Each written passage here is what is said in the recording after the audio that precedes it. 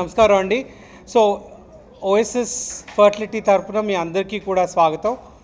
ఈ మే నెలలో మదర్స్ డేని సెలబ్రేట్ చేసుకుంటాం, మనందరికీ తెలిసిన విషయమే.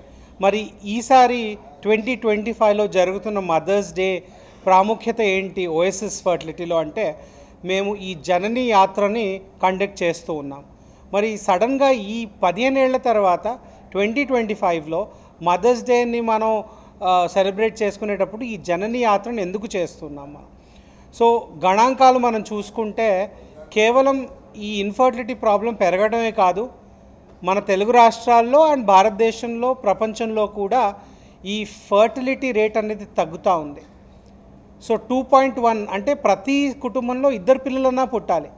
ప్రస్తుతం మనం చూసుకుంటే తెలంగాణలో, ఆంధ్రప్రదేశ్లో ఈ ఫర్టిలిటీ రేట్స్ అనేది తగ్గిపోయి 1.7, 1.8కి వచ్చేసింది. ఈ ట్రెండ్ ఇలాగే కంటిన్యూ అయితే నెక్స్ట్ 2 డెకేడ్స్ తర్వాత యంగ్ జనరేషన్ తగ్గిపోతుంది, ఎకానమీ మీద ఎఫెక్ట్ అవుతుంది. సో ఫర్టిలిటీ అనేది పెరగాలి. సో ఈ యొక్క అవగాహన మనందరిలోనూ పెరగాలి. సో ఫర్టిలిటీ ప్రాబ్లం ఉంటే ఇన్ఫర్టిలిటీ సెంటర్కి వెళ్ళాలి, ఇది జనాల్లో తెలుసు.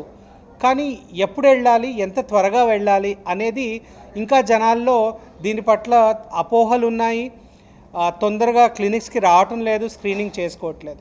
సో ఈ మదర్స్ డే సెలబ్రేషన్లో ఈ జనని యాత్ర, ఈ ఓఎస్ఎస్ ఫర్టిలిటీ వారు ఒక 30 days ఈ యాత్రని కొనసాగుతూ చేస్తారండి.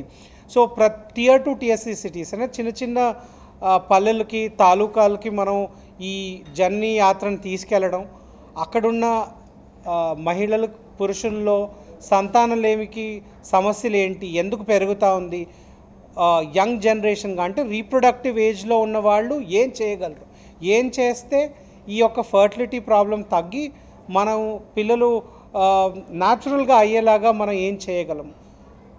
అంటే ఇన్ఫర్టిలిటీ అంటే డైరెక్ట్గా వెళ్ళి ఐవీఎఫ్ చేయించుకోవడం కాదు, మనం చిన్న చిన్న లైఫ్ స్టైల్ మార్పులు తీసుకొస్తే సహజంగా అంటే న్యాచురల్గా కూడా ప్రెగ్నెన్సీ అయ్యే ఛాన్స్ ఉంది.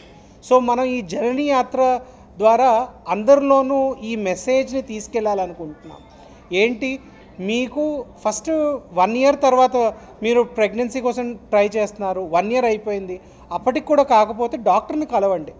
చిన్న టెస్ట్లు అండి, కొన్ని హార్మోన్ బ్లడ్ టెస్ట్లు, పురుషుల్లో వీర్యం పరీక్ష, ఈ 2 చేస్తే వారిలో ఈ సంతానోత్పత్తి శక్తి ఎంతవరకు ఉంది, ఎంతవరకు ప్రాబ్లంగా మారుతుంది, వీడికి ఎంత టైం ఉంది అనేది తెలుస్తుంది.